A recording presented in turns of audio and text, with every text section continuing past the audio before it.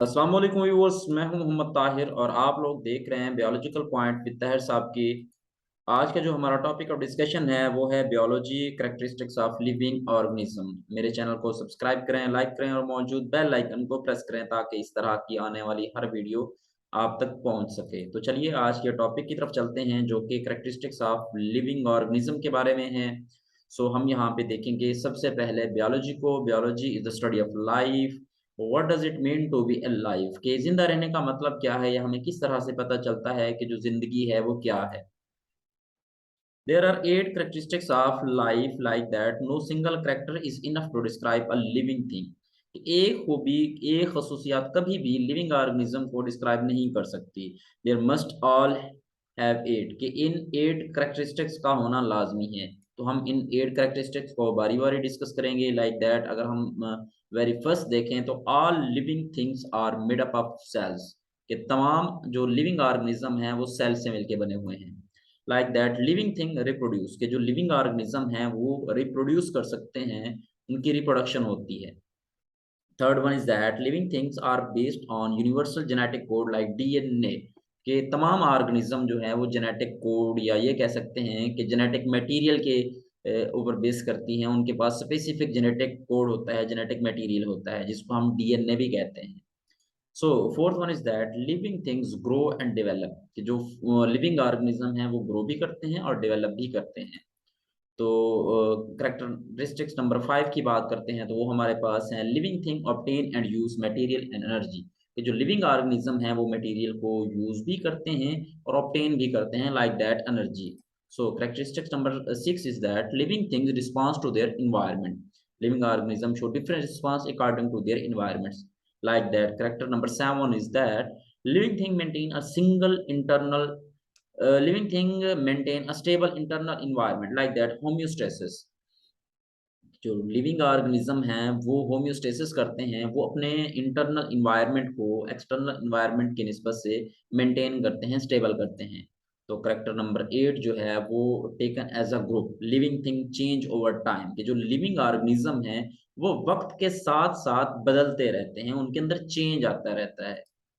अगर हम देखें तो जो हमारा सबसे पहला करेक्टर है, अब हम तमाम करेक्टरिस्टिक्स को थोड़ा थोड़ा एलेबोरेट करेंगे, उनके बारे में कुछ ना कुछ जानेंगे। करेक्टरिस्टिक्स की अगर हम बात करते हैं, मेड अप ऑफ सेल्स, के तमाम ऑर्गेनिज्म जो है वो सेल के ऊपर मुश्तमिल हैं, सेल से मिलके बने हुए हैं। तो दे कैन बी इधर यूनिसेलर और मल्टीसेलर। ये बेस करता है कि ऑर्गेनिज्म किस तरह के है, कि आया कि यूनिसेलर हैं या मल्टीसेलर हैं। पिक्चर ऑफ सेल की बात करते हैं, हमारे पास सेल किस तरह का होता है लाइक दैट। हम यहाँ पे एक एग्जांपल आप लोगों के सामने रखना चाहते हैं। ये हमारे पास एक एनिमल सेल की जो इंटरनल मॉर्फोलॉजी है वो आपको नजर आ रही है। यहाँ पे अगर हम देखें तो यूनिसेलर ऑर्गेनिज्म क्या होते हैं, made up of one cell. Picture of unicellular organism is like that, कि वो ऑर्गेनिज्म जो सिर्फ एक सेल पे मुश्तमिल होते हैं उनको यूनिसेलर ऑर्गेनिज्म कहा जाता है। ये हमारे पास एक छोटी सी एग्जांपल है। मल्टी सेलर ऑर्गेनिज्म क्या है, made up of a more than one cell, कि जो एक से ज्यादा सेल पर मुश्तमिल होते हैं उनको मल्टी सेलर ऑर्गेनिज्म कहा जाता है। और हम यहाँ पे देखें तो हमारे पास यहाँ पे डिफरेंट एग्जांपल हैं, लाइक बर्ड्स हैं, लाइक एनिमल्स हैं, लाइक रेप्टाइल्स हैं, लाइक फिशेज हैं, a lot of other organism। So second character is reproduction. Reproduction किस तरह की हो सकती है, there are two type of reproduction like that, asexual reproduction and sexual reproduction। What is asexual reproduction? asexual reproduction अगर हम देखें तो डिफरेंट एनिमल्स के अंदर भी होती है, डिफरेंट प्लांट्स के अंदर भी होती है। यहाँ पे हमारे पास एग्जांपल है हाइड्रा की। asexual reproduction that require only one parent, कि asexual reproduction में सिर्फ एक पेरेंट ही रिक्वायर होता है अगली नस्ल बढ़ाने के लिए। लाइक दैट सेक्सुअल रिप्रोडक्शन की बात करते हैं तो यहाँ पे जो पेरेंट्स हैं वो ऑलवेज पेयर में चाहिए होते हैं, कि उनको एटलीस्ट दो का होना लाजमी है, जिनको हम जनरली मेल एंड फीमेल कहते हैं। मतलब ये अगर दो होंगे तो देन ही जो है वो सेक्सुअल रिप्रोडक्शन होगी। Sexual reproduction that require two parents like that. Third character is based on genetic code, कि अगर हम देखें तो हमारे पास जो सिंपली है वो डीएनए है। DNA is genetic code found in every cell. DNA is inherited from parents and control your traits, के जो डीएनए है वो क्या करता है, वो विरासत को कंट्रोल करता है।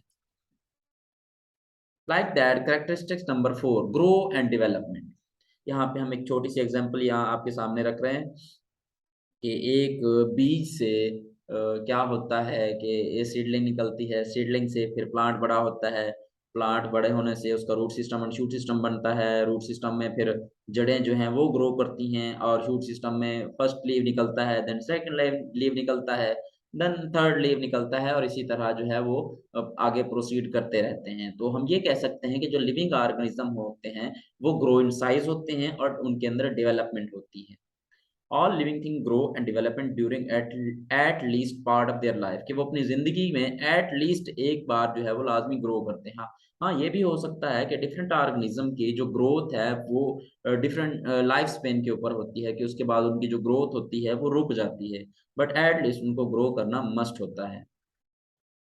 Think about it, do you look the same age when you were born, कि आपने देखा होगा कि जब आप पैदा हुए होंगे तो बहुत छोटे होंगे और एटलीस्ट अब जो हैं आप बहुत बड़े हो चुके होंगे, इसीलिए तो आप हमें सुन रहे हैं। सो हम करेक्टर नंबर 5 की बात करते हैं, need for material and energy, कि हर ऑर्गेनिज्म को, लिविंग ऑर्गेनिज्म को खासतौर पे मटेरियल और एनर्जी की ज़रूरत होती है।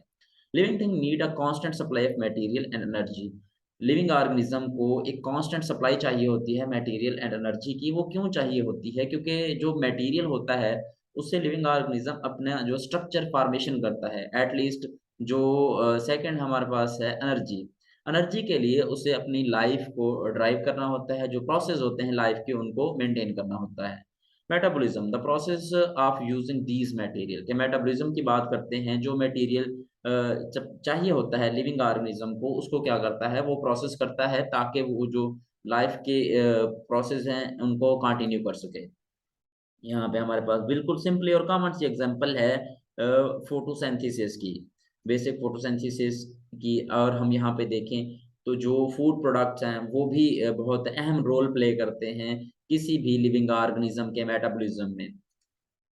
Like that character number 6, response to environment, के हर ऑर्गेनिज्म अपने इन्वायरमेंट के हिसाब से ही डिफरेंट जो है वो रिस्पांस शो करता है। Organism detect and response to stimuli और सिग्नल फ्रॉम देयर इन्वायरमेंट, के जो लिविंग ऑर्गेनिज्म होते हैं सबसे पहले वो स्टिमुलाई को, इन्वायरमेंटल स्टिमुलाई को रीड करते हैं और उसके बाद उनके खिलाफ जो है वो डिफरेंट रिस्पॉन्स शो करते हैं। लाइक दैट अगर हम यहाँ पे फ्यू एग्जांपल की बात करते हैं तो इंटरनल स्टिमुलाई है, signal coming from inside the organism, कि जो ऑर्गेनिज्म के अंदर से सिग्नल आते हैं उनको इंटरनल स्टिमुलाई कहते हैं, और जो उनके आउटसाइड, या हम ये कह सकते हैं signal coming from outside of organism, के जो उनके इन्वायरमेंट से सिग्नल आते हैं उनको हम एक्सटर्नल स्टिमुलाई कहते हैं।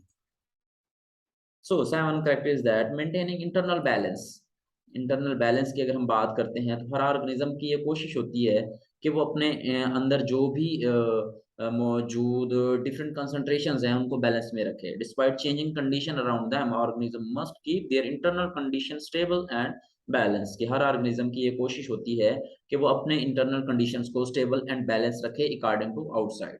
इसको हम एक प्रोसेस से देखते हैं जिसको हम होम्योस्टेसिस कहते हैं। The process of keeping the internal environment stable, balance और constant is called homeostasis. Character number 8, change over the time, कि हर ऑर्गेनिज्म जो है वो वक्त के साथ साथ बदलता रहता है। ऐसे ही हम देखें तो सबसे पहले हमें जो चीज़ें नज़र आती हैं वो एवोल्यूशनरी ट्री में देखें तो सबसे पहले जो है वो प्रोकैरियोट्स हैं, और प्रोकैरियोट्स से ऐसे ही आगे जो है वो चेंजेस आती गई और ऑर्गेनिज्म चेंज होते गए। बिलियन ऑफ ईयर्स एगो जो है ऑर्गेनिज्म जो थे वो बहुत सिंपल थे, और आज अब हम अगर देखें तो ऑर्गेनिज्म जो है वो काफ़ी कम्प्लेक्स हो चुके हैं, और कम्प्लेक्स होते होते एटलीस्ट जो बिल्कुल मॉडिफाइड फार्म आ चुकी है वो है ह्यूमंस की। Over 100,000 and millions of year organism have potential to change is called evolution, के evolution के थ्रू, evolutionary changes के थ्रू ऑर्गेनिज्म जो हैं वो सिंपल से कम्प्लेक्स की तरफ मूव करते गए हैं। Thanks for watching my video. उम्मीद है कि आप लोगों को बायोलॉजी के जो बेसिक कैरेक्टर्स हैं लिविंग ऑर्गेनिज्म के वो समझ आ गए होंगे, और इस तरह की मजीद वीडियो देखने के लिए मेरे चैनल को सब्सक्राइब करें, लाइक करें और मौजूद बेल आइकन को प्रेस करें ताकि इस तरह की एफएससी की सीरीज़ की तमाम वीडियोज़ आप तक पहुँच सकें।